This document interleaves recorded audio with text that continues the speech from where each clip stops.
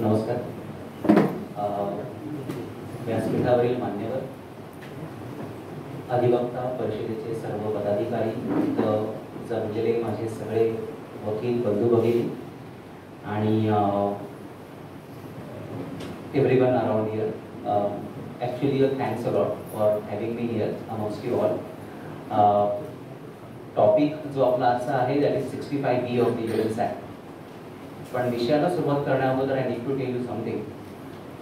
ते म्हणजे 65B याच्याकडे आपण एक 2000 साली जन्माला आलेली प्रोव्हिजन अशा स्वरूपात आतापर्यंत बघत आहोत, because it was never a part of our evidence act. I need to tell you first why it is not something that came for the first time in the year 2000. It was always there. The reason for the confusion is that we believe that it came in the year 2000. Fact of the matter is that it's there since 1872.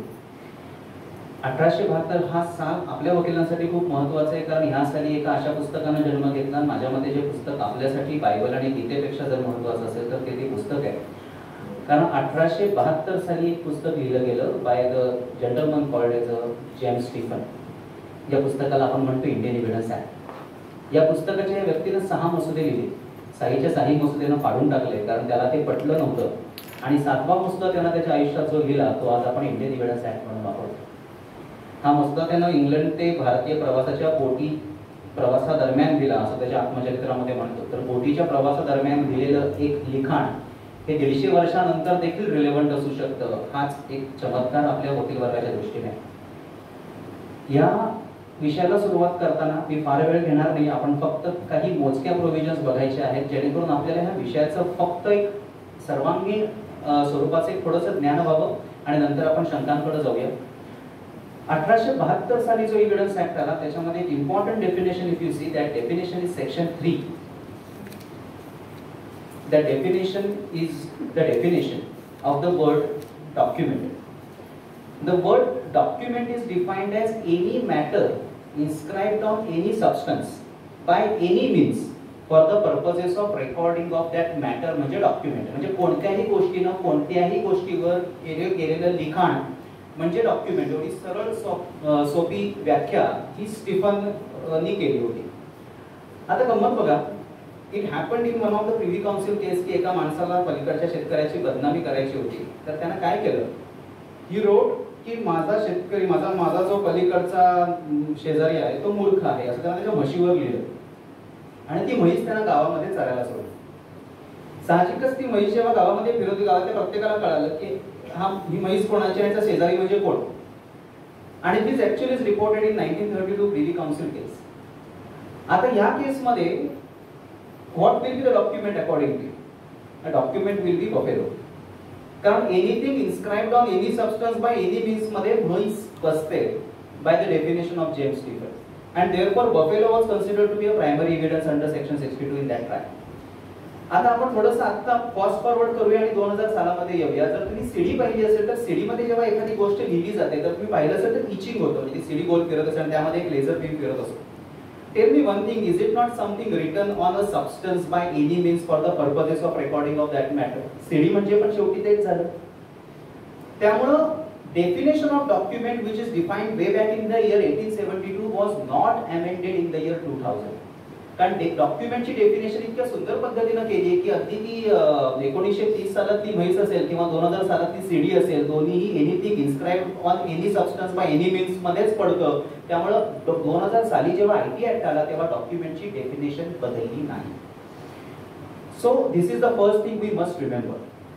आपला evidence act जो define झालाय तो 11 chapters मध्ये define झालाय. त्यातला पहिला chapter हा preliminaries बद्दल आहे, दुसरा चॅप्टर हा रिलेव्हन्सी बद्दल आहे, तिसरा चौथा आपण what we are concerned with chapter number 4 and chapter number 5.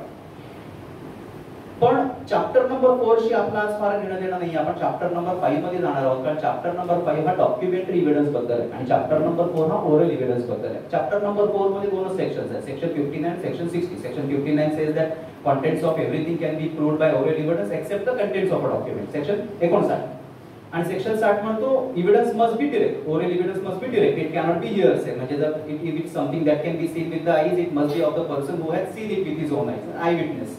If it can be heard it must be of the person who has himself heard it. जर ऐकलं असेल तर त्या व्यक्तीलाच तुम्हाला आणावं लागेल. Is the definition of a direct evidence. आज आपला तो विषय नाही, त्याबद्दल आपण बोलायला नको. येऊया आता आपण डायरेक्टली चॅप्टर नंबर 5 कडे. पण तिकडे जाण्या अगोदर मला तुम्हाला एक गोष्ट आवर्जून सांगायची. सेक्शन 65B 65B असं मी जे म्हणत असतो किंवा आपण जे म्हणत असतो, सेक्शन 65B हा चॅप्टर नंबर 5 मध्ये घालण्यात आलेला सेक्शन आहे. चॅप्टर नंबर 5 ची जर तुम्ही क्रोनॉलॉजी पाहिली तर ती 1 2 3 4 नंतर जो येतो तो चॅप्टर नंबर 5 आहे. चॅप्टर नंबर 2 जर कशाचा असेल तर that is the relevancy of the facts. आणि रिलेव्हन्सी म्हणजे काय हे सेक्शन 5 आम्हाला सांगतो. In any court of law, whenever a fact is supposed to be proved, evidence can be given of the facts in issue or of the facts which are declared to be relevant herein after. हा section 5 आम्हाला सांगतो. मग relevant म्हणजे काय? मग हे अख्खा आम्हाला चॅप्टर 2 अगदी समजावून सांगतो की हे रिलेव्हंट आहे, हे इररिलेव्हंट आहे. आणि ह्या बरोबर एक सेक्शन तुम्ही आवर्जून वाचा, तो म्हणजे सेक्शन 136. सेक्शन 136 काय होतं, जनरली आपण कोर्टामध्ये प्रॅक्टिस करत असताना 65B कडे एक वेगळा सेक्शन काढून बघतो आणि म्हणून हे सगळे प्रॉब्लेम्स आहेत. सेक्शन 65B कडे आपण एका अख्ख्या होलिस्टिक स्कीमचा सेक्शन म्हणून बघत नाही आणि म्हणून थोडेसे कॉम्प्लिकेशन्स झालेत. मला तुम्हाला फक्त आज त्या सेक्शनची स्कीम दाखवायची. चॅप्टर 2 नंतर डायरेक्टली या चॅप्टर नंबर 5 कडे सेक्शन 136 कडे. सेक्शन 136 फार इंटरेस्टिंग आहे.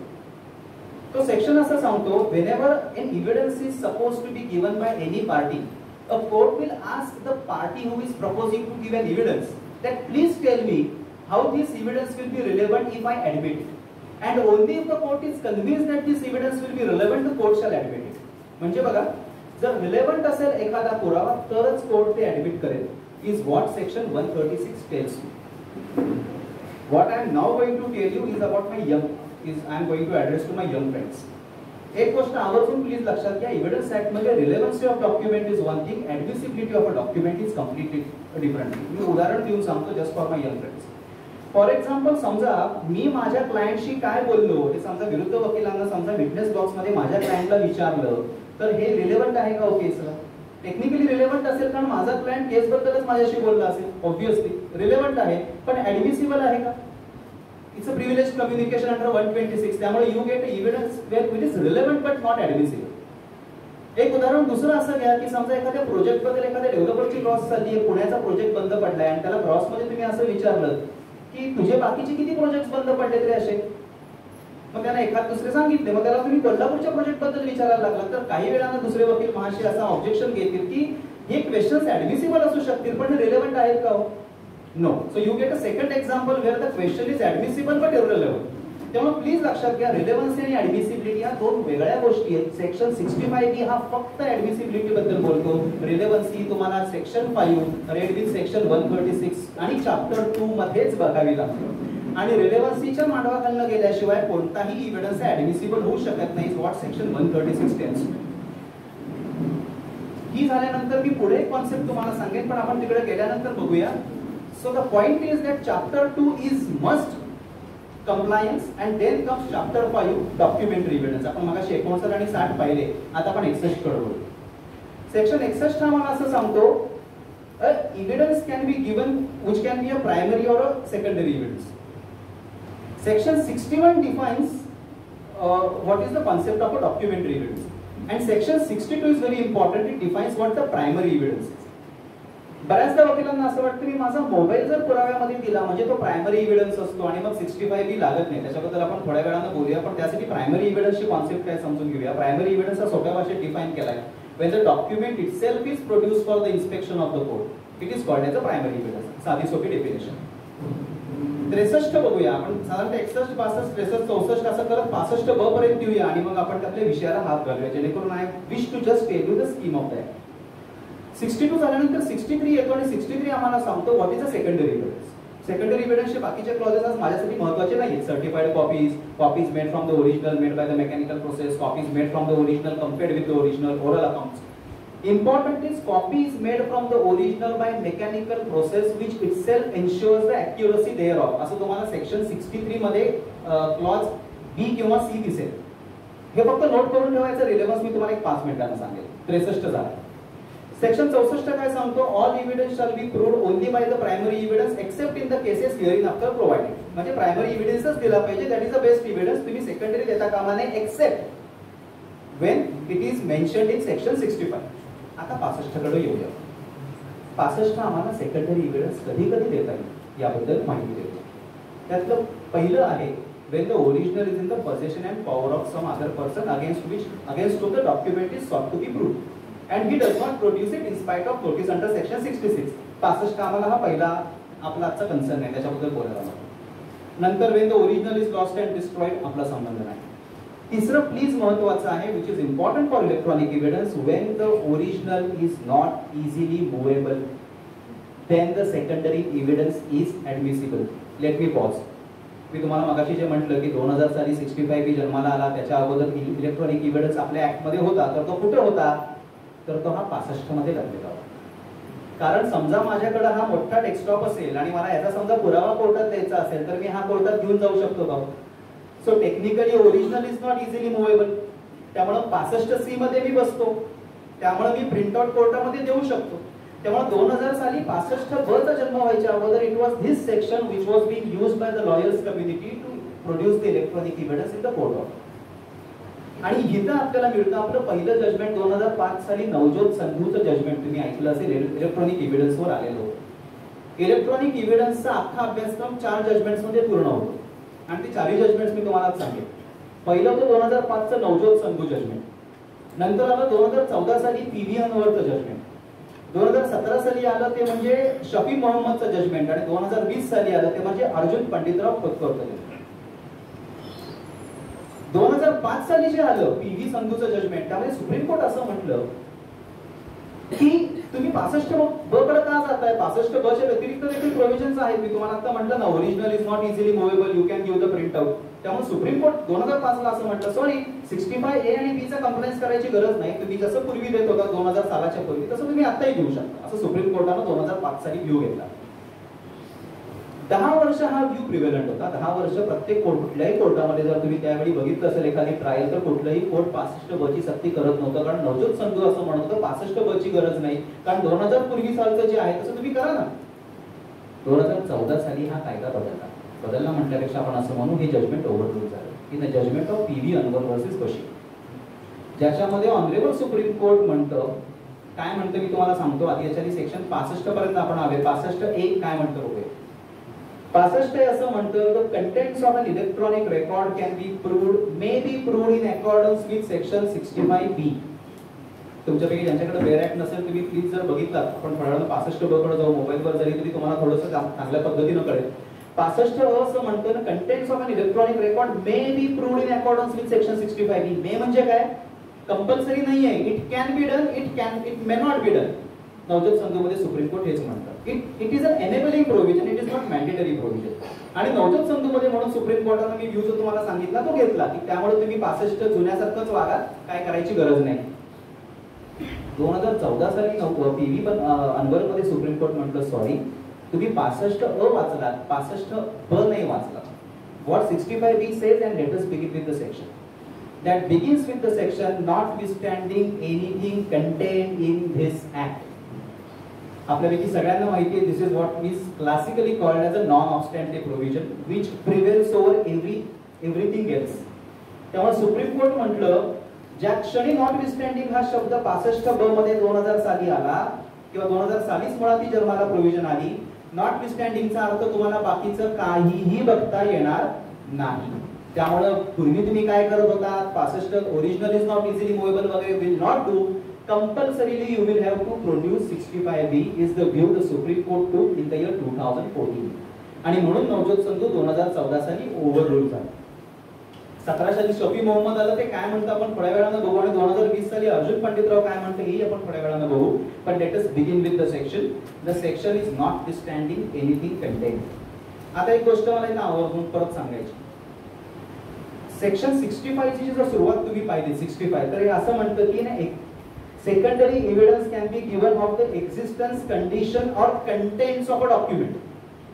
तर माझ्या परत यंग ज्युनियर मित्रांसाठी मी आवर्जून सांगेन, please understand, the contents of a document is one thing and the truth of contents of the document is the second thing. उदाहरण देतो, सपोज माझ्या एका जवळच्या मित्रानं मला अशी मेल पाठवली किंवा एका मित्रानं मला अशी मेल पाठवली की you are an idiot person. For example, मी दावा केला मानहानीचा, त्याच्यामध्ये त्यांना आपण 10 जणांना सीसी केलं. अकॉर्डिंग टू मी it is a defamatory, so I file a suit for damages. मी कोर्टामध्ये गेलो आणि ती ईमेल माझ्या हजर केली आणि 65 बी त्या ईमेल बरोबर लावलं. What am I doing? I am proving the document. Am I proving the contents of a document or am I proving the truth of the contents of a document? Contents of a document. त्यामुळे मी जर 65 बी लावलं तर जे सिद्ध होतंय ते फक्त एवढंच सिद्ध होतंय की हो हा मित्र खरोखरच मला इडियट म्हणाला, एवढंच प्रूव्ह होतंय. Truth is not prove. जर ट्रूथ प्रूव्ह झालं तर my suit for deformation goes for a toss, कारण truth is a defence for a deformation. त्यामुळे मी 65 बोलावते म्हणजे मी हे प्रूव्ह करत नाहीये की he is actually calling me an idiot and I am an idiot person. All I am saying is that yes the email indeed calls me an idiot person. तर Jaimin jewellery export म्हणून बॉम्बे हायकोर्टचं एक फार सुंदर judgement आहे. त्याच्यामध्ये Bombay High Court असं म्हणतं, when you give 65 B certificate all you are proving is that electronic record exists. It does not prove the veracity and truthfulness of the electronic record that has to be proved independently. Jaymin ज्वेलरीमध्ये Bombay High Court आम्हाला हे सांगतं. Rather हे खूप आधी आम्हाला 1983 मध्ये ओमप्रकाश बर्लिया एक जजमेंट आहे Bombay हायकोर्टचं, 1983 Bombay AIR 1, which is a milestone judgment, rather a Gita on this topic of what is the difference between the contents and the truth of contents, Omprakash Barlia. आणि अजून एक जजमेंट आहे which I will give when I am party, which is very important, which is Hiren Modi. Point is that there is always a difference between the contents and the truth of contents. Section 65B only talks of contents of a document, not the truth of contents. Always remember. And now let us begin decoding section 65B. आपल्यापैकी ज्यांच्याकडे असेल त्यांनी फक्त तो हातामध्ये धरा, because I'll go word by word with that section and we'll try to dissect the section in next 15 minutes.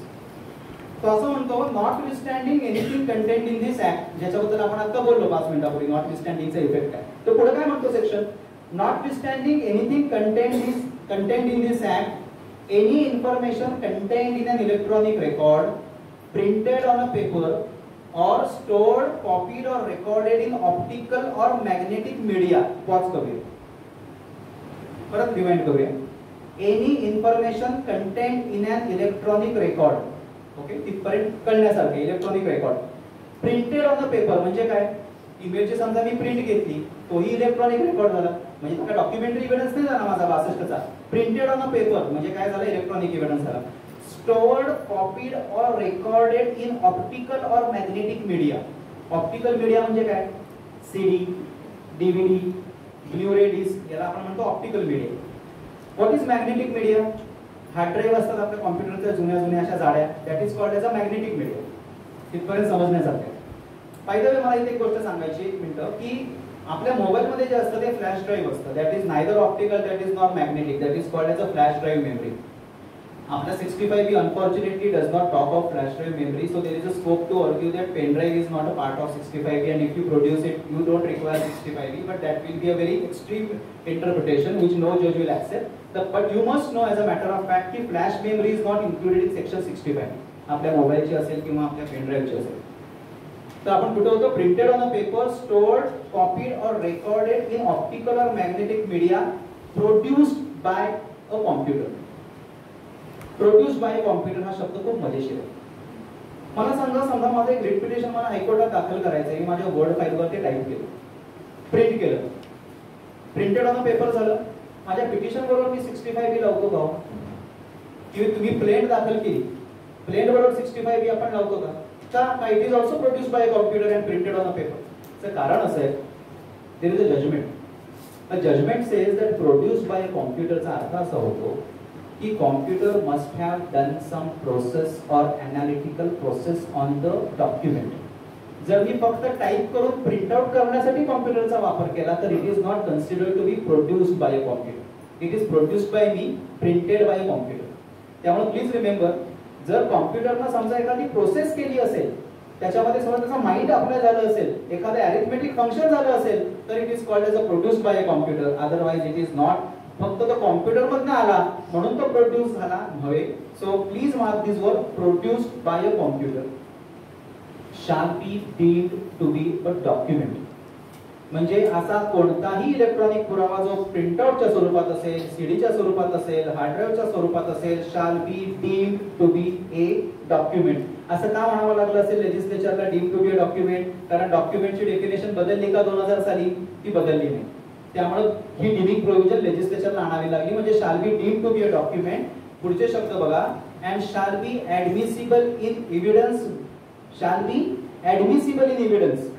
मगाशी मी म्हटलं ऍडमिसिबिलिटी बद्दल बोलतोय 65 बी, रिलेव्हन्सी बद्दल बोलत नाहीये किंवा ट्रूथ बद्दल पण बोलत नाहीये, फक्त ऍडमिसिबिलिटी बद्दल बोलतोय. Shall be admissible in evidence without further proof or production of the original.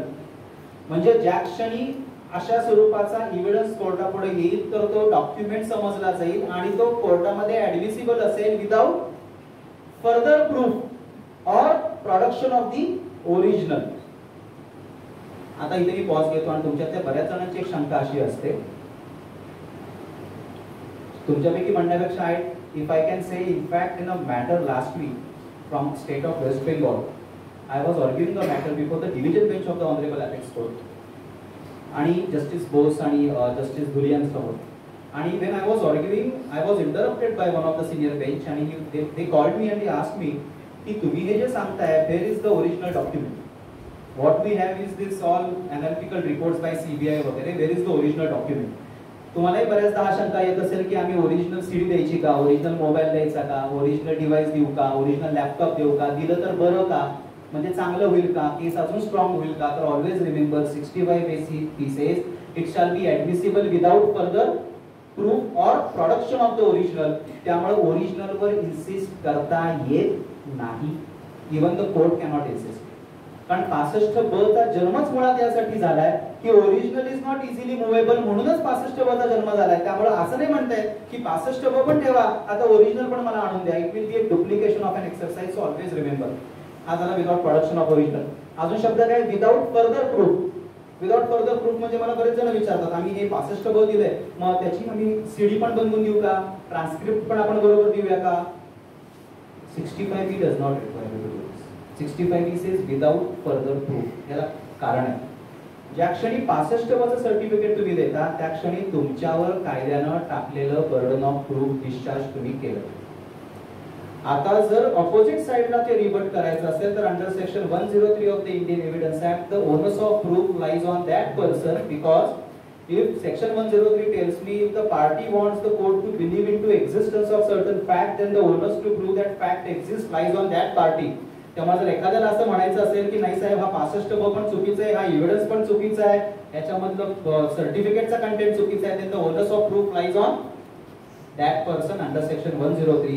ज्या क्षणी 65 ब मी सही केलं, माझ्यावरचं ओनस ऑफ प्रूफ कायद्यानुसार मी discharge. I am talking about onus of proof, not the burden of proof, that is 101.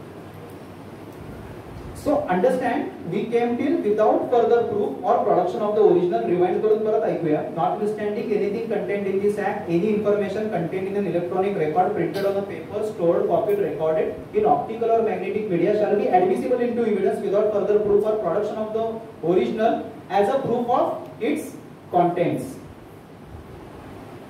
म्हणजे कंटेंटचं proof मानलं जाईल, व्हेरासिटीचं नाही, ट्रूथचं नाही.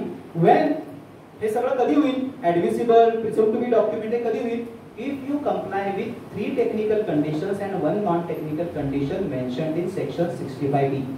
म्हणजे जर ह्या 65 ब मध्ये नमूद केलेल्या 3 कंडिशन्सची तुम्ही जर पूर्तता केली तरच आम्ही त्याला डॉक्युमेंट समजू आणि तरच तो ऍडमिसिबल होईल. मग 3 टेक्निकल, कायद्यामध्ये 4 आहेत पण त्या 3 कशा आहेत मी तुम्हाला सांगेन. 3 टेक्निकल आणि 1 नॉन टेक्निकल कंडिशनची मला एक वकील म्हणून पूर्तता करायची. कुठल्या कुठल्या, आता 65 ब 2 कडे जाऊ. लँग्वेज बघू नका, लँग्वेज कॉम्प्लिकेटेड आहे. Now you can just here me without even looking at the section. 1 2 3 च्या ए बी सी डी 65 ब 2 मध्ये आहे. अ काय सांगतो, पहिली technical condition, the computer output must have been produced by the computer during the period over which it was regularly used by the person having lawful control over it. उदाहरण तुम्हाला देतो. काय 2 गोष्टी आवश्यक आहेत, रेग्युलर यूज बाय हू, कोणीही नाही, bye the person having lawful control. म्हणजे काय, समजा एखाद्या मॉल मधला सीसीटीव्ही असेल, जो मी नेहमी उदाहरण देतो, त्या सीसीटीव्ही मध्ये समजा कालपर्यंत तो सीसीटीव्ही बंद होता आणि आज सकाळी तो सीसीटीव्ही त्या मालकानं चालू केला. आज चालू केल्या गेल्या दुपारी त्या दुकानामध्ये किंवा मॉल मध्ये एक खुनाची घटना घडली. ती खुनाची घटना त्या सीसीटीव्ही मध्ये कैद झाली. तो सीसीटीव्ही माझ्यासाठी इलेक्ट्रॉनिक पुरावा झाला. पण कालपर्यंत सीसीटीव्ही बंद होता. तर मला सांगा, can we call it was in regular use? It is not in regular use. तुमच्यापैकी अनेक जण मला असं विचारतील, म्हणून काय झालं? शेवटी त्याच्यामध्ये तो पुरावा आलाय ना, त्यांना बघितलं तर आहे ना की नक्की ते काय झालं आणि कसं काय झालं. त्याचं कारण तुम्हाला सांगतो, कायदा रेग्युलर यूज असं का म्हणत असेल? रेग्युलर यूज म्हणायची गरज नाही ना खरं म्हणजे. त्या दिवशीची घटना खरं म्हणजे त्या दिवशी तो चालू असला पाहिजे, एवढंच पाहिजे खरं म्हणजे. रेग्युलर यूज का? तर याचं कारण असं आहे की कॉम्प्युटरच्या विश्वामध्ये समजा एखादं मशीन किंवा एखादं डिव्हाइस किंवा एखादा कॉम्प्युटर हा तुम्ही विशिष्ट कालावधीपर्यंत वापरला नाही तर त्यामध्ये एक बॅटरी असते ज्याला मी BIOS बॅटरी म्हणतो, basic input and output system battery म्हणतो. ती डिस्चार्ज होते. तुम्ही कधी बघा, तुमचा लॅपटॉप तुम्ही वाडगडीतनं काढलात कधी 3 वर्षानंतर, तर याचं घड्याळ पूर्णपणे गेलेलं असतं. ते काहीतरी वेगळंच टाइम आणि डेट दाखवत असतं आणि तुमच्या हातातलं घड्याळ प्रत्यक्षात वेगळं दाखवत असतं. बायोस बॅटरी डिस्चार्ज झाल्यामुळे ही घटना घडते. साधारणतः तुम्ही बराच काळ ते डिव्हाइस वापरलं नाही तर, आणि हे सगळ्याबद्दल घडतं. मोबाईल बद्दल, पेजर होता पूर्वी, लॅपटॉपमध्ये, डेस्कटॉपमध्ये, प्रत्येक डिव्हाइसमध्ये हा प्रॉब्लेम होतो. आता मला सांगा, समजा मर्डर सारख्या एखाद्या केसमध्ये जेव्हा हा प्रत्यक्षदर्शी पुराव्यासारखा आम्ही वापरणार असू, अशा वेळी जर ती टाइमलाईन जर गडबडलेली असेल तर त्याचा किती परिणाम त्या ट्रायलवर होईल? समजा लास्ट सीन विथ द अॅक्युज्ड अशा प्रकारची जर थिअरी प्रॉसिक्युशनने टाकली असेल आणि समजा टाइमलाईन पूर्णपणे जर गडबडलेली असेल तर that will be completely travesty of a justice. It will be a mistrial. आणि म्हणून कायदा असं म्हणतो, it should be regularly used by the person having lawful control over it. आता लॉफुल कंट्रोल हा फार महत्वाचा शब्द आहे आणि इथे मी आवर्जून सांगेन, बऱ्याचदा काय होतं की समजा एखाद्या व्यक्तीनं माझ्या मोबाईलमध्ये समजा एखादं ॲप डाउनलोड केलं आणि त्या मोबाईलच्या ॲपच्या डाउनलोडच्या माध्यमातून माझ्या डेली ॲक्टिव्हिटीज, माझा कॅमेरा बाबून टिपल्या आणि त्याच्यावर एखादी केस दाखल केली, कोणत्याही स्वरूपाची असेल, डोमेस्टिक व्हायलन्स असेल, चोरी असेल, खून असेल, म्हणजे माझ्या कॉम्प्युटर, माझा मोबाईल सगळं माझं, पण ॲप त्यानं डाउनलोड केलं, कॅमेरा माझा, पण त्यानं तो वापरला आणि रिमोटली माझा मोबाईल वापरून त्यानं हे सगळं कॅच केलं. मला सांगा, is it by a person having lawful control? The data is not captured by the person having lawful control. त्यामुळे lawful control is very important. बऱ्याचदा असं होतं, आपलं मला बऱ्याच जण असं विचारतात की स्टिंग ऑपरेशनचा मग पुरावा कायदेशीर का बेकायदेशीर? स्टिंग ऑपरेशनचा पुरावा कधी कायदेशीर? जर मी माझं डिव्हाइस वापरून जर एखादी गोष्ट शूट केली असेल तर I am in the lawful control of the device. जर मी तुमचंच डिव्हाइस तुमच्या इच्छेविरुद्ध हॅक करून वापरलं असेल तर that is not a lawful control. आणि म्हणून हे दोन लक्षात घ्या शब्द, by a person having a lawful control over it. आता 65(2)(ब) मधली दुसरी कंडिशन बघा. The computer output containing the information was fed into the computer regularly in the ordinary course of the activities. म्हणजे जे इन्फॉर्मेशन मी पेपरवर देणार आहे, इलेक्ट्रॉनिक एव्हिडन्सच्या स्वरूपात देणार आहे, दॅट शुड हॅव बीन फेड into the computer in the ordinary course of the activities. म्हणजे काय? सेक्शन 34 जर तुम्ही पाहिलात इंडियन एव्हिडन्स ऍक्टचा, तरी कॉन्सेप्ट तुम्हाला माहिती असेल. रेग्युलर कोर्स ऑफ ऍक्टिव्हिटीज मध्ये समजा तुम्ही एखादी डायरी मेंटेन केली असेल तर ती कायद्याद्वारे ती तुम्ही ग्राह्य मानली जाते. कारण कायदा असं मानतो, रोजच्या घटना घडणाऱ्या माझ्या आयुष्यात जे आहेत त्याच्याबद्दल मी खोटं सांगणार नाही, माझ्या दैनंदिनीमध्ये मी खोटं लिहिणार नाही. त्यामुळे कायदा असं म्हणतो, if something is done in an ordinary course of business then that is considered to be credible evidence. Section 34 मध्ये पण ही कॉन्सेप्ट तुम्हाला दिसून येईल. म्हणून 65(ब) मध्ये पण ही कॉन्सेप्ट आहे. तर computer output should have been fed in the ordinary course of the activities. उदाहरण सांगतो, माझ्या एका आर्बिट्रेशन मध्ये which was at SIAC, Singapore International Arbitration Centre मध्ये, एक मोठा पुरावा इलेक्ट्रॉनिक एव्हिडन्सचा माझ्या समोर आलेला होता आणि त्या evidence that was completely incriminatory evidence against my client. म्हणजे माय केस वॉज ओव्हर. जेव्हा मी त्या डॉक्युमेंटची आणि त्या इलेक्ट्रॉनिक रेकॉर्डचे लॉग बुक मागितलं, लॉग एंट्रीज असतात, कुठल्याही कॉम्प्युटरमध्ये लॉग एंट्रीज असतात, त्यांनी सुरुवातीला नकार दिला. I had to make an application and I had to compel the tribunal to pass an order for discovery. जेव्हा माझ्याकडे तो लॉग एंट्री आली तेव्हा शॉकिंगली असं रिव्हील झालं की जो इलेक्ट्रॉनिक एव्हिडन्स त्यांनी ट्रायब्युनल पुढे हजर केलेला होता, तो इलेक्ट्रॉनिक एव्हिडन्स फक्त गेल्या 2 दिवसामध्ये कॉम्प्युटरमध्ये फीड केलेला होता. Just to create an evidence, ज्याला आपण म्हणतो. म्हणून अर्थ तुम्हाला कळला आता या शब्दाचा. Ordinary course of the activities मध्ये जर तो डेटा फीड केला असेल तरच तो व्हॅलिड इलेक्ट्रॉनिक एव्हिडन्स मानला जाईल. अशा प्रकारे जर तो एका दिवसामध्ये सगळा डेटा मुद्दाम फीड केला गेला असेल तर that is not considered to be an ordinary course of the activities. ही झाली कंडिशन नंबर 2. आणि condition number 3, is that the computer must be in operation during the relevant period of time. थोडक्यात तो computer किंवा mobile हा चालू अवस्थेत असला पाहिजे ड्युरिंग द कन्सर्न पिरियड. ही साधन आणि ते का ते मी तुम्हाला कारण मगाशी सांगितलं तो चालू असणं का आवश्यक आहे, बंद असल्यास काय होतं. त्यामुळे ह्या 3 टेक्निकल कंडिशन्स तुम्हाला फुलफिल करायच्या आहेत. आणि एक नॉन टेक्निकल करायची. ती नॉन टेक्निकल कोणती, ती तुम्ही 65B4 मध्ये बघा.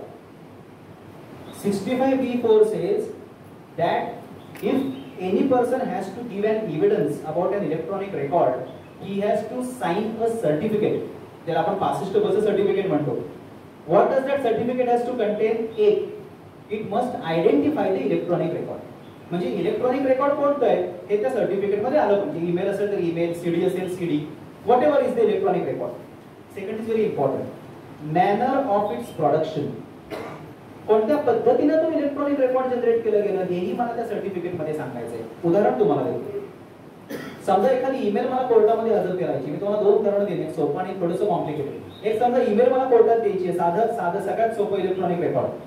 मला काय करायचंय, मला पहिलं असं सांगायचंय की ही ईमेल बद्दल मी हा पुरावा करतोय. 65 सर्टिफिकेट मध्ये पहिला पॅरा माझा याबद्दल झाला, बरोबर. This is an email I am giving the certificate about. Second, manner of its production. म्हणजे हा ईमेल कोणाच्या ईमेल बॉक्स मध्ये आला, किती वाजता आला, त्याची प्रिंट मी कधी काढली, ती कुठल्या मशीन मधनं काढली, मला फक्त एवढंच सांगायचंय. म्हणजे manner of its production. Second clause बघा 65B4 चं. Devices involved in the production of the electronic record. मला याचे डिटेल्स द्यायचे डिव्हाइसेस. आता मेलचा डिटेल्स म्हणजे कुठलं, तर कुठल्या लॅपटॉपवर मला मेल आली त्या लॅपटॉपचे ब्रँड डिटेल्स, मॉडेल डिटेल्स, ज्यातनं प्रिंट काढली त्याचे मॉडेल डिटेल्स. हा खूप सोपं एक्झाम्पल आहे म्हणून कळायला सोपं आहे. आमच्या एका केसमध्ये सीसीटीव्हीचा पुरावा होता. सीसीटीव्हीचा पुरावा हा मॉलमध्ये होता. आता मला सांगा, but let me just complete 65B4 and then I'll tell you this case which is very interesting. Certificate कोणी द्यायचंय? The certificate has to be signed by the person who is standing in a responsible official position in relation to that device or operation and activities. म्हणजे ह्या mobile मधला पुरावा मला द्यायचा असेल तर ह्याबद्दल ऑफिशियल पोझिशन कोणाची आहे? फक्त माझी आहे. Anyone else cannot give that certificate. I only can give the certificate because I am standing in a responsible official position about this mobile. त्या केस मध्ये असं झालं की सीसीटीव्ही पुरावा मॉल मध्ये होता. सीसीटीव्ही पुरावा जेव्हा पोलीस घ्यायला गेले तेव्हा पोलिसांनी तो त्यांच्या सीडीवर कॉपी करून घेतली. ती सीडी फॉरेन्सिक अनालिसिसला पाठवली. फॉरेन्सिक वाल्यांनी झूम करून सांगितलं हो बरोबर आहे, ऍक्युजची बॉडी आणि साधारणतः सस्पेक्टची बॉडी मॅच होती. फॉरेन्सिक वाल्यांनी ती सीडी पीपी कडे दिली, पब्लिक प्रोसिक्युटरने ती कोर्टामध्ये दिली. आता मला सांगा, 65 जर मॉल मधल्या सीसीटीव्ही फुटेजचं द्यायचं असेल तर आयो देऊ शकेल का? He cannot. कारण मॉल मधल्या सीसीटीव्ही बद्दल he is not the person standing in the official position. How can he vouch for the correctness of that CCTV? शेवटी तुम्हाला हे म्हणायचंय की तो त्यावेळी डॉक्युमेंट तो CCTV was working properly, there was no problem, it was working smoothly. हे I O म्हणू शकेल का sitting in the police station? It must be the person who is in charge of the mall. Forensic analyst कडे जेव्हा जातो एखादं CD analysis साठी, तेव्हा त्याच्या लॅब मध्ये 4 भिंतीमध्ये काय घडतं हे आपल्याला कळू शकतं का? We cannot. त्यामुळे ते 65B कोणाचं असेल? That will be of the forensic expert. पीपीच्या ऑफिस मध्ये जे घडतं त्याच्याबद्दलचं 65B will be of the public prosecutor's office. याला म्हणतात concept of contemporaneous certification. Contemporaneous certification म्हणजे एकाच केसमध्ये 65 बद्दलचे एकापेक्षा अधिक सर्टिफिकेट असू शकतात, किंबहुना ते असले पाहिजे. आणि state of Himachal Pradesh versus Sanju, state of Madhya Pradesh versus Sanju, आणि देयर आर 2 मोर जजमेंट्स ज्याच्यामध्ये कोर्टानं state of Himachal Pradesh versus Sonu आणि state of Madhya Pradesh versus Sanju अशा 2 केसेस मध्ये high court and supreme court has said that is contemporaneous certification is very important. त्यामुळे please remember there can be multiple 65B certificates about the same electronic record. प्रश्न असा उद्भवतो, तर लक्षात घ्या की आपण 65 4 पर्यंत येऊन थांबलो की 3 टेक्निकल कंडिशन्स अप्लाय केल्या पाहिजेत आणि 65 सर्टिफिकेट दिलं पाहिजे. त्यामध्ये काय असलं पाहिजे? You must identify the electronic record, you must identify the manner in which it is produced, it must B signed bye the person who is standing in an official responsible position. इथपर्यंत कळलं. आता बऱ्याचदा असं होतं की एखादा senior कोर्टामध्ये गेल्यानंतर बऱ्याचदा आयोग त्याला सर्टिफिकेट देतात. तर supreme court has very clearly said it must now, आता ते बदलले त्यांनी बऱ्यापैकी, now the telecom company officers only give the certificate. आता मी तुम्हाला 2 जजमेंट्स बद्दल मगाशी सांगितलं नाही ते सांगतो. 2017 साली शफी मोहम्मद का आलं? शफी मोहम्मद मध्ये पीव्ही अनवर तुम्हाला आठवते, नवजोत संधू मधला व्ह्यू पीव्ही अनवर मध्ये सुप्रीम कोर्टाने फिरवला आणि म्हटलं 65 कंपल्सरी. शफी मोहम्मद मध्ये गंमत अशी झाली, सुप्रीम कोर्ट म्हटलं 65 कंपल्सरी आहे इथपर्यंत ठीक आहे, पण सपोज माझ्या घरातली चोरी माझ्या शेजाऱ्याच्या सीसीटीव्ही कॅमेऱ्याने पकडली आणि तो सीसीटीव्ही मला पुराव्यात द्यायचा. शेजारी म्हणलं मी देणार नाही 65, मी देऊ शकतो का? मी lawful control of the device नाहीये, मगाशी मी म्हटल्याप्रमाणे मी नाही देऊ शकत. म्हणून सुप्रीम कोर्ट म्हटलं अशा केसेसमध्ये जिथं ते डिव्हाइस तुमच्या लॉफुल कंट्रोल मध्ये नाहीये, अशा वेळी अशा 65B ला तुम्ही अपवाद म्हणून दिलं नाही तरी चालेल. म्हणून शफी मोहम्मद आलं 2017 साली, ज्यानं पीव्ही अनवर वर्सेस बशीरचा रेशो डायल्यूट केला. It was not reverse, it was not over to diluted. So it was read down to say in the case if it is not possible to produce it, exemption can be claimed. झालं, परत थोडं confusion झालं, मग द्यायचं का द्यायचं नाही, आणि दुसऱ्याकडे असेल तर मग द्यायचं नाही. बऱ्याचदा केसेस मध्ये दुसऱ्याकडचाच असतो. आता मी म्हणू शकतो सीडीआर एअरटेल कंपनीचा आहे, मी नाही देऊ शकत, मी एक्झेम्पशन क्लेम करतो शफी मोहम्मद नुसार. म्हणून जन्माला आलं जे जजमेंट ते होतं 2020, judgement of Arjun Panditrao Khotkar 2020 supreme court cases volume 7 page 1, which very specifically याच्यामध्ये जस्टिस नरीमन असं म्हणतात, sorry Shafi Mohammad is a bad law. देत नाही म्हणजे कसं आहे, ही हॅज टू बी. कसं द्यायचं ते ही mentions provision. First is section 311 of CRPC, he can be called upon to produce it. Another is section 165 of the Evidence Act. जर तुम्ही पाहिलं असेल 165 is a beautiful provision जी आपले जजेस दुर्दैवानं वापरत नाही. 165 is such a beautiful provision ज्याच्यामध्ये it says that a court can at any point of time can ask any question to any person about anything relevant or irrelevant and the lawyer will have no right to object or even to cross examine the person about the statement. त्यामुळे 165 च्या powers वापरून justice Nariman म्हटले तुम्ही मागवू शकता हा document.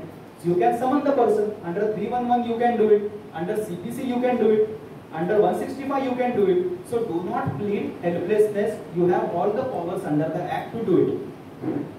पण त्याच केस मध्ये गमतीनं असं झालं अर्जुन पंडितरावच्या केस मध्ये की त्या व्यक्तीने ह्या सगळ्या गोष्टी करून टाकल्या अर्जुन पंडितरावच्याच केस मध्ये, आणि तरीही त्याला काही ते सर्टिफिकेट मिळालेलं नव्हतं इलेक्शन कमिशन. म्हणून जस्टिस नरीमन एका पॅरामध्ये असं म्हणतात, I think that is para 71 of the judgement, की एवढं सगळं करून म्हणजे विटनेस समन्स काढून 165 च्या पॉवर्स इन्व्होक करून 311 करून 91 सेक्शन 91 ऑफ CRPC वापरून होत नसेल देन यू कॅन क्लेम एक्झेम्पशन. ती छोटीशी विंडो त्यांनी अर्जुन पंडितराव मध्ये ठेवली की हे सगळे सोपस्कार करून पण विटनेस येत नसेल, आणि म्हणून त्यांनी एक लॅटिन मॅक्झिम वापरली, law does not compel the impossible. जे शक्यच नाहीये, जे अशक्य आहे ते कायदा कंपेल करणार नाही. There you can claim the exemption. तिथं 65 शिवाय देखील तुम्ही 65 इलेक्ट्रॉनिक एव्हिडन्स देऊ शकता, पण you must produce adequate evidence to show that you did everything possible in your capacity. आणि म्हणून आजचा जो लॉ स्टँडिंग आहे that is Arjun Panditrao Khotkar judgment and this is the law that we are talking about. लास्टचे 2 गोष्टी मी सांगेन आणि then I go to the questions. बऱ्याचदा प्रश्न असा येतो की मी कोणत्या स्टेजला 65B देऊ. तर एक जजमेंट आहे Hiremath versus state of Karnataka, MR Hiremath versus state of Karnataka. Supreme court म्हणते, इनफॅक्ट अर्जुन पंडितराव मध्ये पण सुप्रीम कोर्ट म्हणतं की तुम्ही इलेक्ट्रॉनिक पुराव्याबरोबरच 65B दिलं पाहिजे असं नाही. It can be given at any stage before it is ready to evidence. म्हणजे सपोज मी माझ्या क्लायंट बरोबर ईमेल दाखल केला तर मला 65B द्यायची गरज नाही. जेव्हा माझा साक्षीदार विटनेस बॉक्स मध्ये असेल आणि जेव्हा त्याला मला निशाण द्यायचं असेल, when I want to get the document exhibited, त्यावेळी मात्र 65B असलं पाहिजे. So it can be given at any stage. This is very important. Is it incurable defect or curable defect? It is a curable defect. त्यामुळे जरी दिलं नसेल आणि subsequently तुम्ही दिलं तरी that is doable. Suppose if an evidence is marked as an exhibit आणि there is no 65B, जजनेही फार इन्सिस्ट नाही केलं, अपोजिट साइडनेही ऑब्जेक्शन नाही घेतलं, आणि समजा एखाद्या ईमेलला निशाण पडलं, तर the judgements of the supreme court now say that this will not affect the validity of the evidence even if there is no 65B certificate. त्यामुळे जर एखाद्या गोष्टीचं ऑब्जेक्शन घेतलं नाही तर 65B आणि जर डॉक्युमेंट मार्क झाला तर there is a judgment of Bombay High Court Khandeparkar's judgment which say document once exhibited it cannot be de-exhibited. De-exhibit ची प्रोसिजर आपल्या लॉ मध्ये नाहीये. Once document is exhibited it is exhibited. So त्यामुळे be always on a vigil whenever you are standing in the shoes of the defendant or an opponent that whenever a document electronic record is produced you must take an objection then and there. जर ते नाही घेतलं तर judgement आपलं बॉम्बे हायकोर्टचं एक आहे हेमेंद्र रसिकलाल घिया म्हणून which is a milestone judgement ज्याच्यामध्ये बॉम्बे हायकोर्ट म्हणतं जर अशा प्रकारची जी ऑब्जेक्शन्स असतात जी मोड अँड मॅनर ऑफ प्रूफ बद्दल असतात प्रोसिजरल फॉर्मॅलिटीज बद्दल ती तुम्ही त्या क्षणी नाही घेतली तर they are considered to be waived objections जसं 33 आणि 34 स्टॅम्प ऍक्टचं आहे इम्पाउंडिंगचं once it is marked into evidence then you can't raise it त्याच प्रकारे 65B चं आहे you have to be very cautious and very vigilant to take an objection. Coming to the last part बऱ्याचदा असं होतं पर्टिक्युलरली फॅमिली डिस्प्यूट्स मध्ये की नवरा बायकोच्या मोबाईलचं ऍक्सेस घेतो किंवा बायको नवऱ्याच्या मोबाईलचा ऍक्सेस घेते to prove charges of adultery आणि ते produce this document in the court of law. आणि अशा वेळी प्रश्न येतो की अशा प्रकारचा पुरावा ग्राह्य मानला जाऊ शकतो का कारण मुळातच तो इलिगल पद्धतीने घेतलेला आहे. तर जजमेंट अशी आहे फॅमिली कोर्ट मॅटर्स मध्ये you are aware that the strict rules of evidence and the CPC do not apply. The courts have said this evidence can be read into evidence. There is no bar. Illegal पद्धतीने जरी तो पुरावा गोळा केला असेल तरी तो family court matters मध्ये वाचता येतो. याचं कारण असं आहे अमेरिकेमध्ये एक डॉक्ट्रिन आहे त्या डॉक्ट्रिनला असं म्हणतात fruits of poisonous tree doctrine. म्हणजे काय ज्या झाडाची मुळं विषारी त्याची फळं ही विषारी is the doctrine of fruits of poisonous tree. म्हणजे काय समजा मी घेतलेला एव्हिडन्सच जर इलिगल पद्धतीने गोळा केला असेल तर तो पूर्ण स्वरूपाने इलिगल झाला तो बेकायदेशीर झाला तो मला कोर्टात देताच येणार नाही. ही डॉक्ट्रिन US मधली आहे. आपलं सर्वोच्च न्यायालय असं म्हणतं की the fruits of poisonous tree doctrine does not apply in India as long as the evidence is relevant under chapter 2 as long as it is admissible under chapter 5 it can be read in to evidence even if it is collected illegal. त्यामुळं even if the evidence is collected illegally as long as it is relevant it can be read in to evidence. And only thing you must understand is to know where to insist for 65B and where to let it go. And whenever you are drafting 65B, कुठलाही format नाहीये. प्रत्येक केसचा format हा त्या केसनुसार बदलेल. CCTVचा वेगळा असेल, ईमेलचा वेगळा असेल, कुठल्या वेगळ्या पेनड्राईव्हचा वेगळा असेल. हा त्या स्वरूपामध्ये याचा कुठलाही हार्ड अँड फास्ट रूल नाहीये. मगाशी मी तुम्हाला ज्या टेक्निकल कंडिशन सांगितल्या आणि नॉन टेक्निकल सांगितल्या त्याचा कंप्लायन्स जरी झाला तरी that is good enough compliance with 65B. पण always make 65B certificate independently. पुराव्याच्या शपथपत्रामध्ये जे आपण ऑर्डर 18 खाली दाखल करतो do not try to make this a part of the evidence affidavit or affidavit in lieu of examination in chief. The supreme court has said in Arjun Pandit Rao की this is not a good practice it cannot be allowed. You have to have 65B independently. नंतर दिलं तरी चालतं chargesheet बरोबर नसेल तरी चालतं 207 नंतर तुम्ही जरी सप्लिमेंट केलं तरी चालतं. Only it must be produced before the document is marked into evidence. म्हणजे समजा माझ्या एखाद्या ईमेलनं मला एखाद्या विटनेसला कन्फ्रंट करायचंय under 145 of evidence act may be to contradict it आणि 65 वन असेल तर I can take an objection sorry माझ्या विटनेसला तुम्ही कन्फ्रंट नाही करू शकत with that email unless you have a 65B certificate. Okay so in all this is generally the picture of 65B of the evidence act. Thank you so much for lending a patient here. Thank you so much for having me. Thank you. शंका मला दिलेल्या आहेत फक्त I try to solve them out unless they are already answered. Mobile मधील record केलेले संभाषण कसे prove करावे. जनरली मोबाईलमध्ये रेकॉर्ड केलेलं संभाषण you can always transfer to a computer or a CD आणि you can make a transcript of it just to be on safer side. आणि ते CD along with the affidavit of 65B you can give it the evidence and that will be enough compliance. So any cyber cafe will do it for you. Generally करत असताना माझा advice असा असतो की CDR वापरावा. CDR म्हणजे अशी CD त्याच्यामध्ये एकदा तुम्ही डेटा राईट केला तर तो परत बदलता येत नाही. CDRW म्हणजे रिरायटेबल CD म्हणजे तुम्ही एकदा लिहिला तर परत चेंज करता येतो इज कॉल्ड RW. आणि CDR मीन्स रीड ओनली. त्याच्यामध्ये टाकला की तो सील झाला तो परत बदलता येत नाही. शक्यतो CDR वापरावा आणि that is the way you can prove mobile recorded conversation. Call record करताना कॉल रेकॉर्ड होत आहे हा मेसेज जाणे कायद्यापरत्वे गरजेचे आहे का? दिस इज अ गुड क्वेश्चन की मी एखाद्याचा कॉल रेकॉर्ड करतोय तर त्याला कळणं आवश्यक आहे का की मी रेकॉर्ड करतोय? As a matter of good practice it is necessary, पण it is not required in law. There is no provision that compels you to inform the other side that you are being recorded. It is not necessary. The companies like Swiggy and Zomato and Uber, they do it as a matter of abundant precaution. But you are not. It is not necessary for you to do it. FB आणि Instaवरील post profile मधील माहिती पुराव्याकामी वाचता येते का? ती कशी prove करावी? FB आणि Instaमध्ये तुम्हाला एक ऑप्शन असतो, त्याच्यामध्ये तुम्हाला तो अख्ख्या प्रोफाइलचा लॉग मिळतो.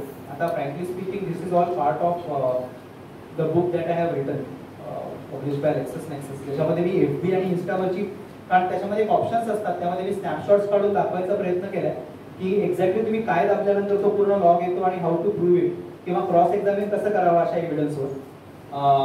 पण इट कॅन बी प्रूव्ह.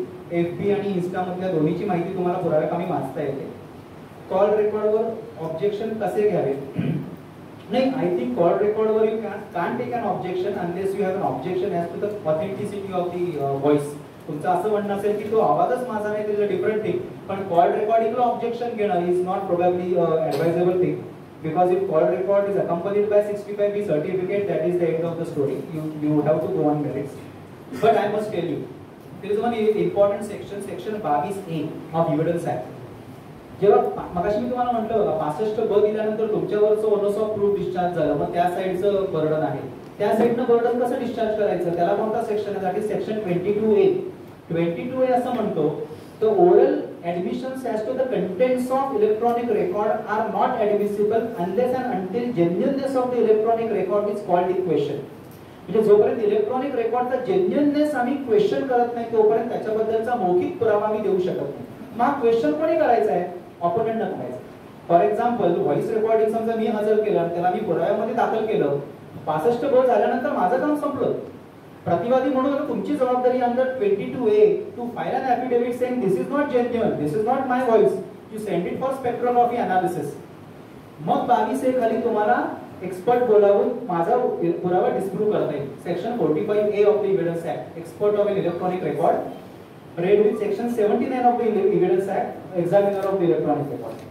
त्यामुळे 22A खाली तुम्हाला हा डिस्प्रूव्ह करता येतो, but you have to specifically dispute the genuineness of the electronic record, की हा माझा नव्हेच असं तुम्हाला म्हणावं लागेल. And then the burden lies on you to prove it.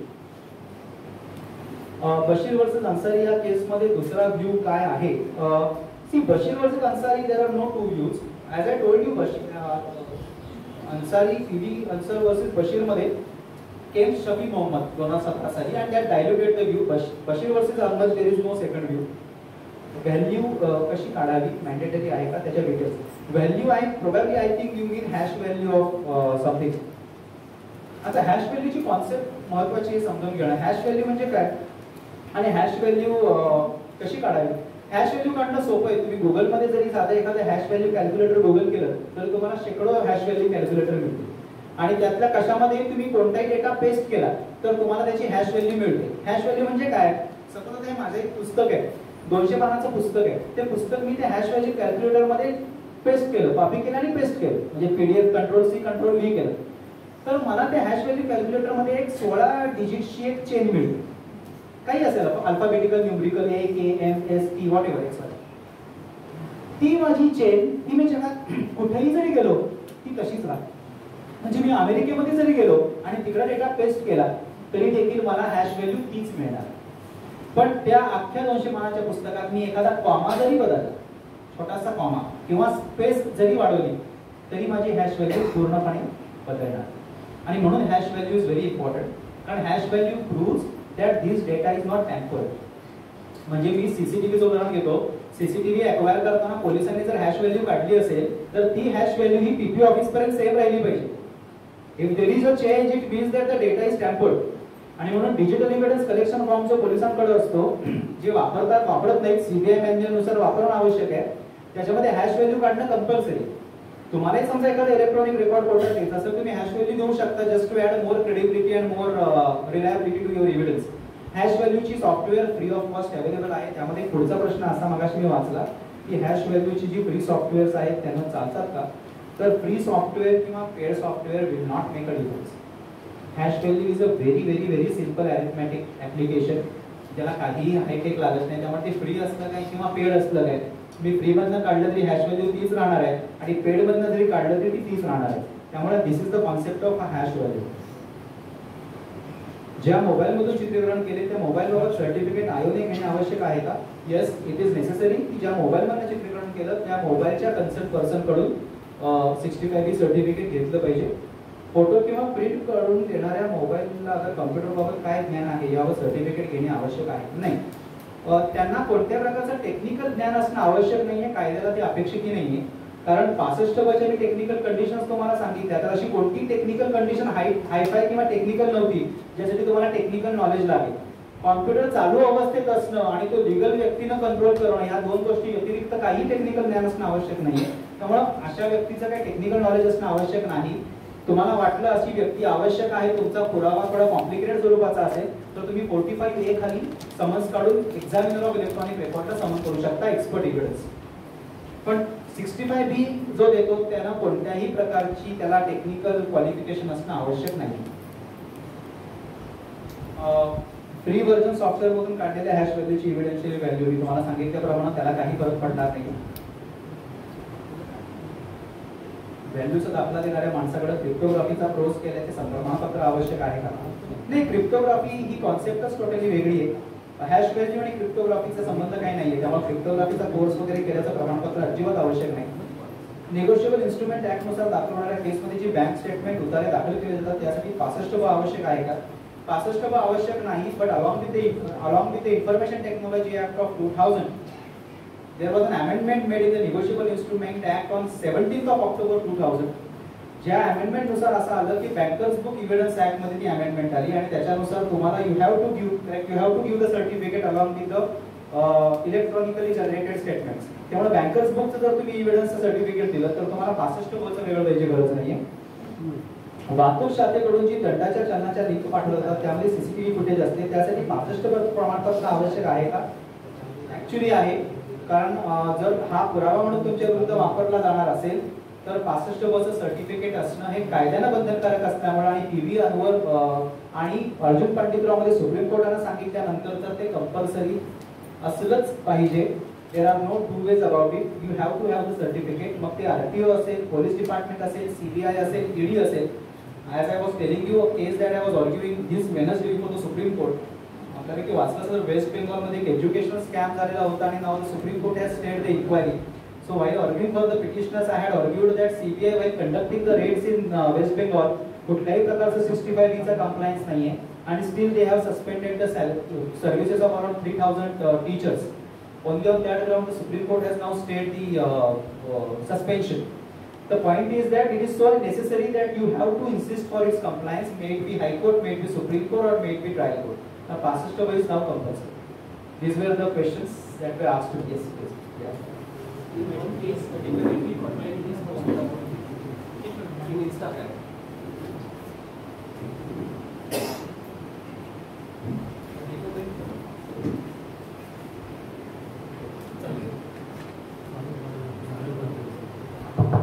A defamatory content is posted on Instagram or FB, which has been viewed or circulated or seen by many people. I have taken a screenshot of that defamatory content. Subsequently, the publisher who has published that content deletes that message or deletes that content. Now I have to file a defamation case or any complaint suit against that person. So the screenshot which I have, then how to prove that screenshot when it is deleted by the original publisher who has published it? It's a very good question. I will tell you the reason for this. बऱ्याचदा काय होतं की electronic पुरावा कोर्टामध्ये जाऊस्तर original नष्ट झालेला असतो. अशासाठी प्रश्न येतो मी ते कसं प्रूव्ह करू. तर एक गोष्ट गंमत बघा, 65 कडे आपण परत जाऊया. तर रिझन मी तुम्हाला वर्ड बाय वर्ड सांगण्याचं कारण हे होतं की तुम्हाला सगळी उत्तर 65 मध्ये मिळतील. 65 असं म्हणतं, when I give a certificate of 65B4 the electronic record becomes admissible without further proof and production of the original. त्यामुळे मला ओरिजिनल द्यायची गरज नाहीये. 65 आणि माझा स्क्रीनशॉट पुरेसा आहे. अजून तुमच्या प्रश्नाला उत्तर द्यायचं तर सेक्शन 7 जर आपण पाहिला 7 of the information technology act, तो असं म्हणतो की the necessity to retain the original record is applicable only when the law compels the retention of the original. म्हणजे कायद्याद्वारेच मला आदेशित असं केलं गेलं असेल की हा डेटा तुम्ही 6 महिने सांभाळलाच पाहिजे आणि जर मी तो सांभाळला नाही तर मात्र मग प्रॉब्लेम होऊ शकतो. पण अशा स्वरूपाचं कोणतंही रेग्युलेशन प्रायव्हेट इंडिव्हिज्युअलच्या बाबतीत नसतं. फेसबुक असेल, इन्स्टा, मी माझा आज जाऊन सगळं अकाउंट डिलीट करू शकतो. Law does not stop me. I must tell you 99% of cases मध्ये गव्हर्नमेंटच्या गाईडलाईन्सच नाहीये की कोणी डेटा किती काळ रिटेन करावा. फक्त एकच गाईडलाईन्स आहेत ते म्हणजे UAPL लायसन्स जे असतं आपलं, म्हणजे आपल्या टेलिकॉम ऑपरेटर्स आपल्याला जे सर्व्हिसेस प्रोव्हाइड करतात, एअरटेल, व्होडाफोन वगैरे, ते जेव्हा आपल्याला सर्व्हिसेस प्रोव्हाइड करतात तेव्हा जे सर्कल्स असतात तेव्हा बिडिंग होतं. त्या बिडिंग मध्ये त्यांना UAPL लायसन्स गव्हर्नमेंट देतं. त्यामध्ये फक्त अशी एक टर्म असते की 6 महिन्यासाठी तुम्ही सगळा कॉलर डेटा रिटेन केला पाहिजे, 6 महिन्यासाठी. त्या व्यतिरिक्त मी आतापर्यंत कुठेही पाहिलेलं नाहीये की for specific duration you must retain it. त्यामुळे section 7 goes out of the window. The moment it goes out of window what remains is 65B which says without further proof or production of the original. त्यामुळे original जरी delete झाला असेल that does not affect the evidentiary value even by an inch.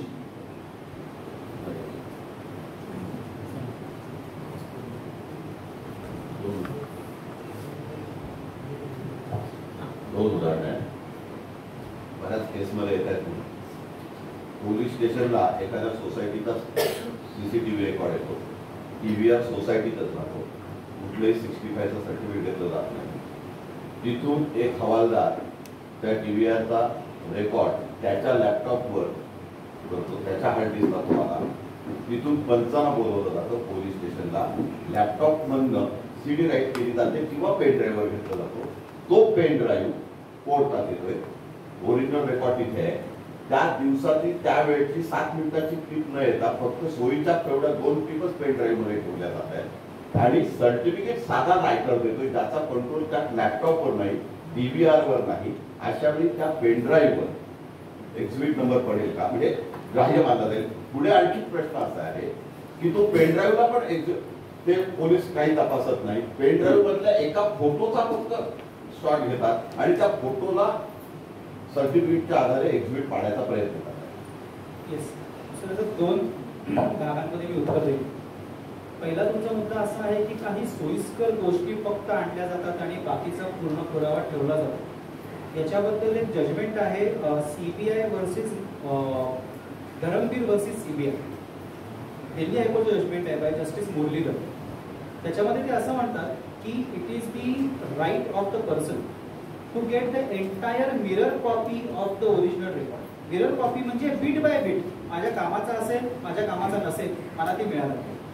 आणि criminal trial म्हणून supreme कोर्टचे एक judgement 2020-21 साली, ज्यामध्ये criminal trial कशा पद्धतीने कंडक्ट कराव्या त्याबद्दल सुप्रीम कोर्टाने गाईडलाईन्स दिल्या. त्यामध्ये देखील सुप्रीम कोर्ट म्हणतं की it is the fundamental right of an accused or the opponent to get the entire copy of the electronic record. पण याचा अर्थ असा नव्हे की पूर्ण प्रत्येक केसमध्ये दिलाच गेला पाहिजे. कारण if you look at section 39 of the evidence act, 39 says that whenever an evidence is sought to be given of any statement or a document or an electronic record which forms a small part of the longer statement, then the court will insist only for the production of that much of the evidence which it considers necessary for understanding of the subject matter. म्हणजे 1000 पानाचा mail असेल किंवा 1000 mails असतील तर त्यातले 1000 mails कोर्टापुढे आणण्याची गरज नाही. जर फक्त 4 कोर्टापुढे रिलेव्हंट असतील तर ते 4 ऍडमिसिबल आहेत under section 39 of the evidence act. पण जर तुम्हाला असं वाटत असेल ॲज अन ऑपोनंट की no there is something very crucial in the electronic record, then you can rely on this 2 judgments of Dharamvir versus CBI and this criminal trial. Criminal trial असं title त्याचं आहे कारण सुप्रीम कोर्टानं suo motu of organisers घेतला की criminal ट्रायलमध्ये कसंही आणि काही चाललंय. म्हणून supreme court pass detail guidelines in I think it's a 2021 judgment where Siddharth Luthra was appointed as amicus curiae आणि they laid on the detailed guidelines. तर ते तुम्ही आवर्जून बघा. त्यामध्ये स्पेसिफिकली सुप्रीम कोर्ट म्हणतं की मिरर कॉपी देणं हा तुमचा इनहेरंट राईट आहे to get a mirror copy. So that is something that we must insist. अशा केसेसमध्ये पेनड्राईव्हला ऑब्जेक्शन घेता येईल before it is marked into evidence based on the judgement of Arjun Patikrao. समजा in spite of your objection if it is marked into evidence you can make a use of it in the appeal and you can discard that evidence. पण केवळ म्हणजे मी पुढे जाऊन सांगतो, उत्तराच्या पुढे जाऊन सांगतो की समजा तुमच्या अशा काही टेक्निकल ग्लिचेस राहिलेले असतील आणि तरी देखील तो पुरावा मार्क झाला, दॅट इज नॉट इनफ. कारण the last chapter of the evidence act is chapter 11 आणि chapter 11 has only one section, that is one section 167. तो असं म्हणतो की एखाद्या पुरावा समजा चुकीनं मार्क झाला असेल किंवा चुकीच्या पद्धतीनं मार्क झाला असेल, it is not a ground for a retrial or sending it back if that judgment can be supported on other evidences. त्यामुळे जर त्याच्या व्यतिरिक्त समजा एखादा पुरावा असेल, म्हणजे पेनड्राईव्ह व्यतिरिक्त देखील त्याचा गुन्हा सिद्ध होत असेल, तर that is not a good ground की 65B चा कंप्लायन्स झाला नाही so you send it back or that is a mistrial. पण जर 65B is the only evidence or solitary evidence, then you have to take an objection and it cannot be marked into this. याच्यातलंच एक दुसरं उदाहरण आता खूप वेळा दिसतं की CDR मध्ये नोडल ऑफिसर तपासला जातो, त्यांनी सर्टिफिकेट दिलेलं नसतं, त्याच्या असिस्टंट ऑफिसरनी सर्टिफिकेट दिलेलं असतं, तो येत नाही कोर्टात. आता त्या सर्टिफिकेट मध्ये कंटेंट दिले गेले, त्या कंटेंट बद्दल न येता प्रत्यक्षात असं घडलंय की नेहमी CDR चा रेकॉर्ड हा पेन ड्राईव्ह मध्ये इन्व्हेस्टिगेशन ऑफिसरला दिला जातो. इन्व्हेस्टिगेशन ऑफिसर तो त्याच्या लॅपटॉपवर डाउनलोड करतो, 16 कॉलम पैकी फक्त 8 कॉलम सिलेक्ट करतो जे त्याच्या फायद्याचे आहे आणि 8 कॉलमचं डॉक्युमेंट CDR रेकॉर्ड म्हणून चार्जशीटला जोडतो आणि ते सर्टिफिकेट नोडल ऑफिसरच्या असिस्टंटला जोडतो आणि नोडल ऑफिसर येऊन कोर्टापुढे सांगतो की हे सर्टिफिकेट पण बरोबर आहे आणि हा रेकॉर्ड बरोबर आहे. अशा वेळी तो अपूर्ण पुरावा आणि मुख्य मूळ पेन ड्राईव्ह कोर्टासमोर नाही, पेन ड्राईव्हवरनं मोडतोड करून आलेला चार्जशीट मी सांगतो सर की बेसिकली पहिली गोष्ट म्हणजे the person must come as a witness who has filed an affidavit is the first principle of the evidence act. त्यामुळे देअर यू कॅन ऑब्जेक्ट की ही कॅनॉट डिपोज वन. आणि so far as that selective production of the data हा जो आहे it's a very common occurrence. There you have to insist again for a mirror image of a CDR आणि ती मिळते. If you make an application, in fact in आमच्या एका मुलाच्या very critical ट्रायलमध्ये which is pending, we insisted कि we want the entire CDR for other reasons that I am not supposed to disclose or open my cards. And court said no. Esplanade court said no. We had to file a writ petition in the Bombay High Court. And Bombay High Court on the very first day said there is no question of saying no. You have to give them the entire. It cannot be कि मला जे favorable आहे ते मी फक्त देईन आणि whatever is not suitable to me I will retain it myself. So that view is now settled. त्यामुळे again those two judgments will help you. You can insist for a mirror court. आणि तसं नाही झालं, even if still the court says no, तर I think that will be clear breach of fair trial आणि then you can maybe in the appellate court you will get a good relief.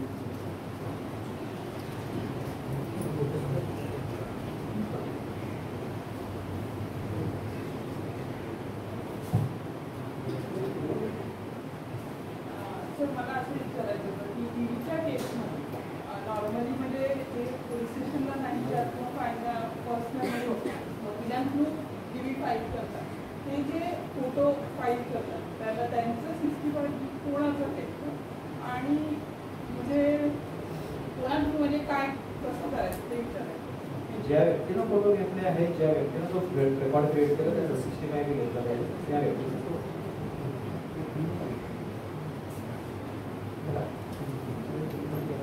माझा एक प्रश्न, सरकारी साईट्सचे असतात म्हणजे सातबारा असेल किंवा RPA पण पाठवतो त्याचे ट्रॅक रेकॉर्ड मिळतो, तर ते जर का मी डाउनलोड केलेलं असेल आणि ते जर का पुराव्याकडून वाचायचं असेल तर त्याला 65 ची गरज आहे का आणि ते कोणाकडून मिळेल? आयडियली स्पीकिंग सातबारा किंवा हे जे आहे तर बघायला गेलं तर 65B मी मगाशी म्हणून वर्ड प्रोड्युस्ड हा जो मी मगाशी तुम्हाला सांगितलं, तर याच्यामध्ये जो सातबारा झाला आहे तो टेक्निकली स्पीकिंग हा फक्त scan copy of my physical सातबारा आहे बघायला गेलं. किंवा RPAD पण जे आपल्याला पोस्टल ट्रॅकिंग रिपोर्ट मिळतो ते म्हणजे ॲक्च्युली त्या फिजिकल डिलिव्हरीचं ते फक्त डिजिटल प्रतिबिंब आहे असं म्हणायला हरकत नाही. त्यामुळे nothing is produced by computer, there is no arithmetic process by the computer. त्यामुळं त्याला 65B आवश्यक नाही आहे टेक्निकली स्पीकिंग. इन्सिस्टन्स जर कोणी केला तर यू माइट हॅव टू, पण there is judgment of justice Mridula Patkar, पण ते अनरिपोर्टेड आहे. त्याच्यामध्ये ऑब्जेक्शन वॉज रेज की FIR हा कॉम्प्युटर प्रिंटआउट आहे त्यामुळे FIR बरोबर 65B नाही असं ऑब्जेक्शन घेतलेलं होतं. जस्टिस पाटकर सेड की there is a question of 65B, FIR जो टाईप केला तो प्रिंटआउट काढला आहे, nothing computer has done nothing. त्यामुळं अशा केसेसमध्ये 65B आयडियली लागू नाही. If someone is still insisting then you will have to deal with it may be convincing. मगाशी आपण सांगितलं की 138 मधलं बँकर्स एव्हिडन्स ऍक्टच्या संदर्भात त्याच्यामध्ये तुम्ही तो अट्रॅक्ट होतो 65.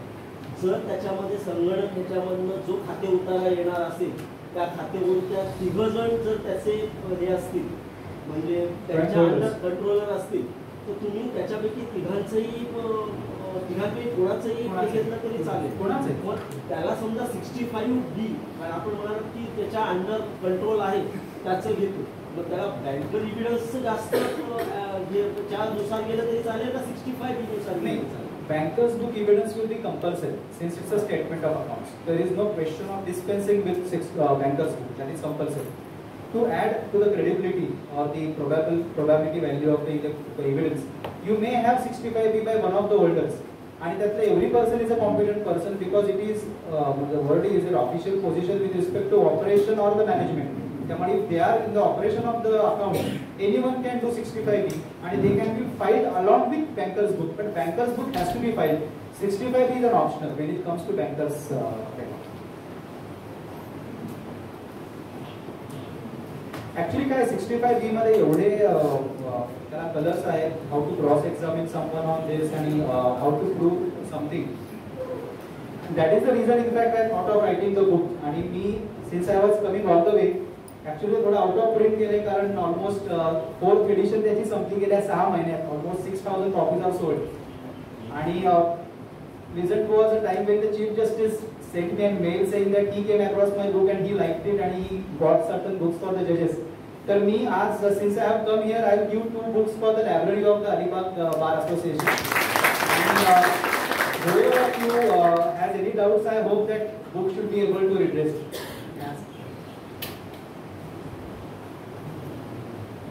Give it to the president.